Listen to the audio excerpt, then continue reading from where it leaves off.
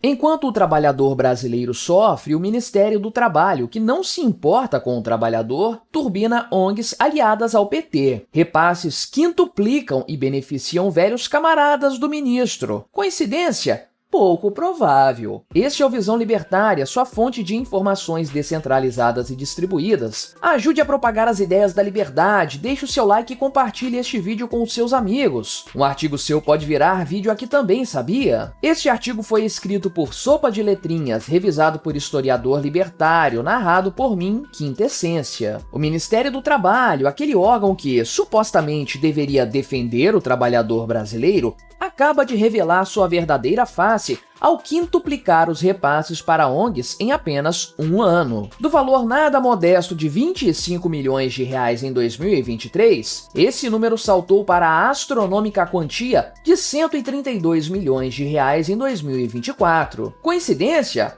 Claro que não! Por trás dessa multiplicação milagrosa de recursos está a velha fórmula do compadrio político que tanto conhecemos. Afinal de contas, nenhum dinheiro na política é destinado para uma instituição sem haver um plano muito bem elaborado para ajudar os amigos. E quem está no topo da lista de organizações agraciadas com essa chuva de dinheiro público? Surpresa nenhuma! ONGs intimamente ligadas ao sindicalismo do ABC paulista, berço político do atual ministro Luiz Marinho do PT. É o velho toma lá, dá cá institucionalizado com o dinheiro do seu imposto. O ministro emergiu do Sindicato dos Metalúrgicos do ABC e agora no poder devolve o favor aos velhos camaradas, irrigando as organizações parceiras com uma enxurrada de recursos públicos. Entre as campeãs de recursos está a Unisol, a Central de Cooperativas e Empreendimentos Solidários do Brasil, que arrecadou impressionantes 17,6 milhões de reais em parcerias. Nos últimos anos, durante o governo de Jair Bolsonaro, essa mesma entidade nunca conseguiu ultrapassar a marca de 4,2 milhões de reais anuais. Mas bastou o retorno do molusco de 9 dedos ao Palácio do Planalto e a nomeação de um ministro amigo para que os cofres se abrissem generosamente.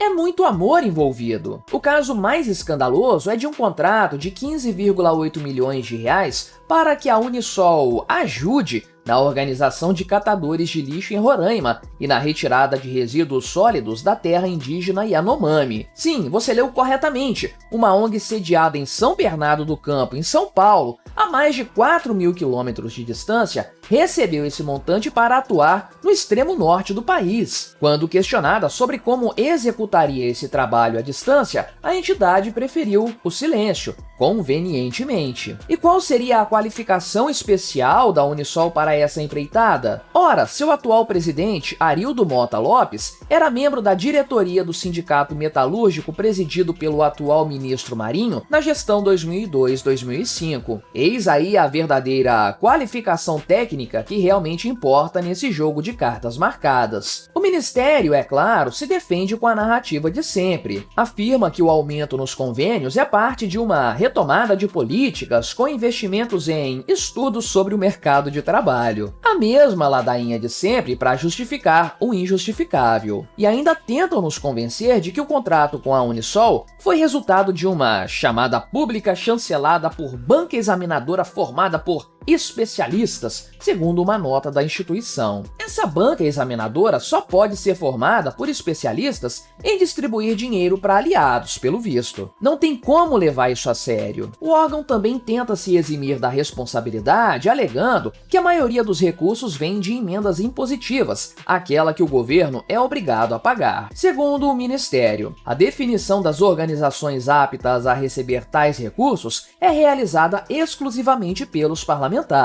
Curioso como essas emendas parlamentares sempre encontram um caminho para as mesmas ONGs amigas, não é mesmo? É claro que existe uma grande chance de haver um complô entre esses parlamentares de esquerda, que são induzidos a beneficiar os amigos dos integrantes do PT. De fato, dos 76,3 milhões de reais previstos nos 10 maiores contratos do Ministério do Trabalho com entidades sem fins lucrativos, 60,6 milhões de reais vêm dessas emendas. E sem Sem surpresa nenhuma, 4 dessas 10 entidades estão ligadas de alguma forma ao movimento sindical. Seria isso o que chamam de governança participativa ou apenas o velho coronelismo com roupagem de ONG? E não para por aí. A entidade com os maiores valores em convênios é o Instituto de Políticas Públicas Brasil Digital, com incríveis 36,1 milhões de reais em 10 contratos, sustentados por emendas da bancada do Tocantins. Um detalhe chama a atenção: 4 desses contratos foram investigados pela Controladoria Geral da União, a CGU, que encontrou indícios de combinações de propostas e descumprimento de compromissos, causando prejuízo de ao menos 1,6 milhões de reais ao erário. A CGU ainda destacou que os mecanismos do Ministério para monitorar os acordos com as ONGs foram incipientes. Em tradução direta, não existe fiscalização real. A segunda ONG com maior volume de contratos, o IBRAS, Instituto Brasileiro de Cidadania e Ação Social, com 25,9 milhões de reais na atual gestão, foi declarada inidônea em janeiro de 2025. Mas, evidentemente, os contratos foram assinados antes da punição, e o Ministério garante que, na época, foram comprovados todos os requisitos legais. A velha estratégia de dizer à imprensa que estava tudo regular quando assinamos, algo que eles amam usar como desculpa para passar um verniz de responsabilidade ao público. Este é o retrato fiel do Brasil que voltou, um país onde o dinheiro público é direcionado para organizações amigas sob o pretexto de políticas sociais, enquanto a fiscalização é praticamente inexistente. É a velha tática da esquerda no poder: usar o Estado como instrumento para financiar sua própria base política e ideológica, enquanto que o trabalhador, que já paga uma quantidade enorme de impostos, sofre com a inflação, e quando se aposenta tem seu dinheiro roubado por esquemas obscuros no INSS. Ao que parece, o povo que tanto dizem defender é, na verdade, composto por dirigentes de ONGs e sindicatos ligados ao governo e seu partido político. O resto da população serve apenas para ser humilhada, pagar impostos e financiar essa ciranda do amor. A única certeza que temos é que, enquanto o Estado continuar com esse poder descomunal sobre os recursos públicos, veremos repetidamente esse mesmo filme de favorecimento aos aliados e negligência com o verdadeiro interesse público. Enquanto isso, seguimos com a sensação de que no Brasil, a máquina pública serve mais para distribuir benesses entre amigos do que para resolver os problemas reais da população. Por isso que o governo brasileiro tem caído em descrédito com o povo e que essa gestão do molusco tem como seu maior êxito até o momento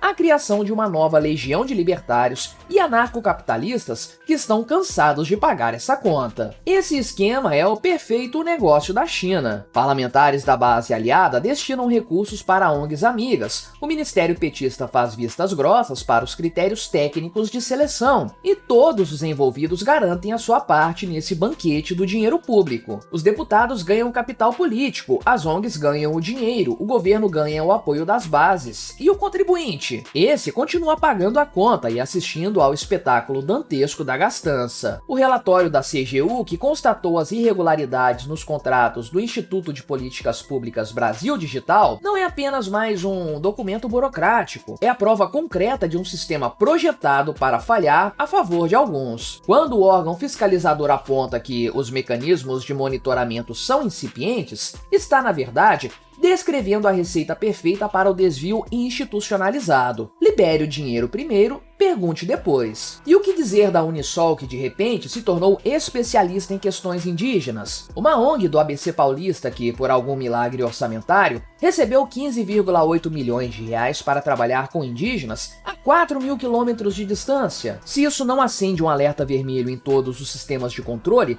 é porque os alarmes foram deliberadamente desligados. A verdade incômoda é que essas entidades funcionam como vasos comunicantes para fazer o dinheiro público circular entre aliados políticos, sem que a sociedade perceba o esquema. O pior de tudo é que essa engrenagem está perfeitamente legalizada e institucionalizada. A CGU aponta problemas, mas o dinheiro continua fluindo. O Ministério das Mulheres declara uma ONG inidônea, mas o Ministério do Trabalho já havia liberado o cheque. Os órgãos de controle identificam as irregularidades apenas quando o dinheiro já desapareceu no ralo dos convênios superfaturados e das prestações de conta nebulosas. E sabe-se lá se alguém será de fato punido nessa história. Afinal de contas, os iluminados togados da instância mais poderosa do judiciário brasileiro também são amigos dos membros do partidão no poder. Enquanto isso, o cidadão brasileiro continua enfrentando filas para conseguir atendimento no SUS. Já as nossas crianças e adolescentes frequentam escolas com ensino péssimo e sem estrutura básica. Os produtos no supermercado só têm subido de preço e temos um mercado de trabalho cada vez mais precarizado e sem oportunidades. Aquele mesmo mercado de trabalho que, ironicamente, o Ministério do Trabalho deveria estar cuidando, em vez de distribuir contratos milionários para ONGs dirigidas por companheiros de sindicato. Esse é o retrato do Brasil do PT, do país que perde a oportunidade de se desenvolver ano a ano,